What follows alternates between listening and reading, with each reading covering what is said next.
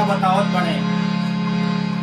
जैसे बहुत ही प्रचलित गीत बा, बहुत ही महान कलाकार रविंद्र कुमार राजू जी के, उनके खातिर निवेदित पाई गीत तो वहाँ के दुनिया में नहीं थी, लेकिन हर कलाकार गीत के जरूर गावेला। कैसे कैसे कौन बना तो सब कहेला कि बहुते सुघर बारू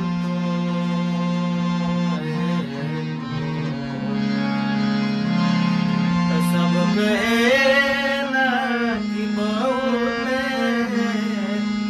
सुघर बारू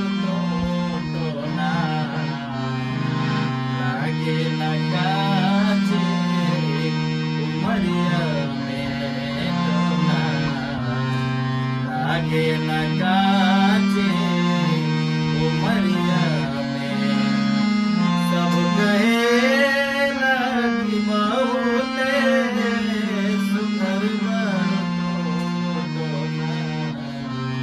लागे न काचे उमरिया में, लागे न काचे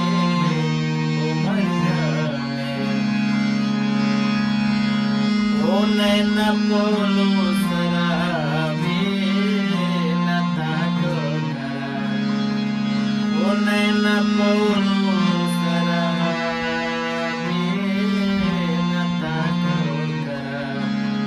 रूप की रानी छत से न झाँको करा, रूप की रानी छत से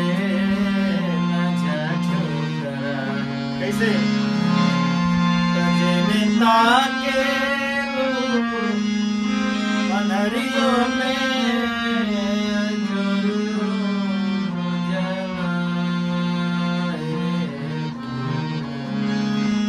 तजनिता के रूप मनरियों में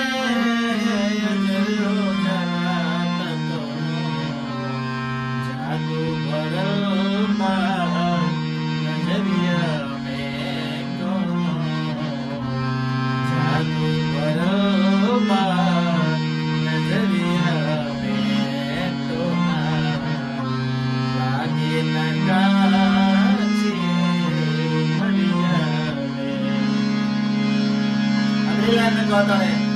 तो के फुर्सत में आके बनौलन खुदा, तो के फुर्सत में आके बनौलन खुदा।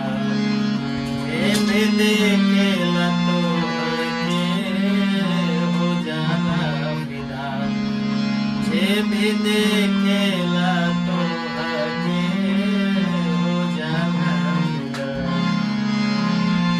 जुल्मी जवानी कहानी बने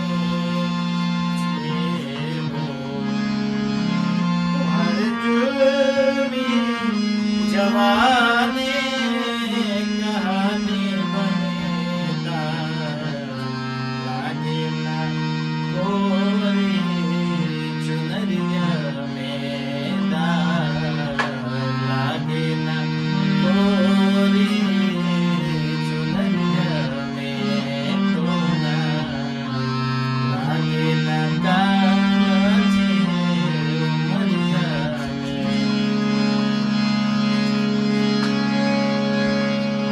सुंदरता की आगे जौन में श्रृंगार के चीज बा फीका बा, बतावत बने कि तुम्हार सुंदरता ही इतना खूब बा, इतना अब ओकरी विशेषता में कुछ निशब्द बारे बतावत बने कि जौन श्रृंगार के चीज बा तुच्छ बा तोरी सुंदरता की आगे। कैसे का जरूरत बना तूने कंगन हार के, का जरूरत बना तूने कंगन हार के। फूल महकेला फूल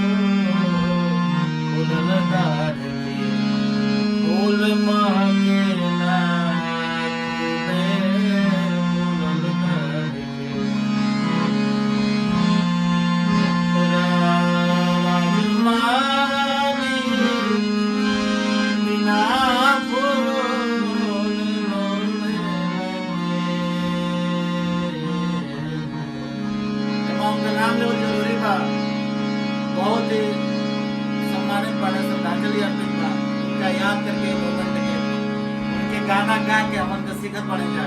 जय हो। तराजू माली